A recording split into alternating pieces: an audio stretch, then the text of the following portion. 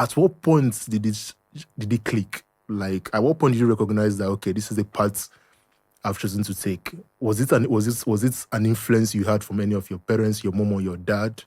Or was it something that happened to you while growing up that made you say to yourself, okay, this life of activism, this life of leadership, this life of trying to change Nigeria for the better? Even and for me, I always say this to my friends, even though you've never held a political position and the way Nigeria is going, you may never. But I've always said this to my friends that you've written your name on the sands of time. Like, if Nigeria's history is ever to be written, or to be, like, we're never going to talk about Nigeria without not mentioning Sowore. It's not possible. Like, no serious person can ever say that Nigeria is this or that without mentioning people like yourself or Farotimi, and, people of that clique that have influenced Nigeria positively. But I've always asked myself, like, what was it that happened? Did your dad, or were you influenced by your mom? Maybe in secondary school or university, something happened, or... I think that I've always had like a stubborn streak. Maybe it's because I'm from one of those states where it comes in with our DNA. Yeah. But, there are events that shape people's lives. Of course, and mine was when I was 10 years old. I've spoken about this so many times when we had a police issue in the village and they came, raided the village. I'd never until that time seen that many policemen in my life.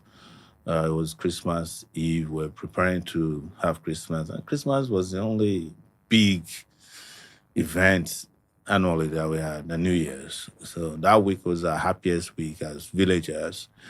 And then the police came in the last market day of the year and had an altercation with young people and came back at night to raid. And it was terrible because here is my dad in the ceiling hiding away from policemen. The man I thought was courageous, sweating through, not ceiling now. Our type of ceiling was this is made of mat.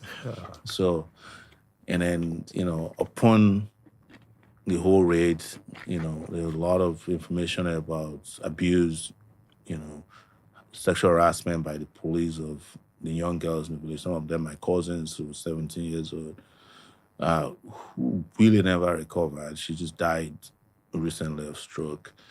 The trauma was massive at that time. But where I was 10 years old, I'm there swearing by whatever is out there that if I make it out of here alive, I'll fight not to let this happen again.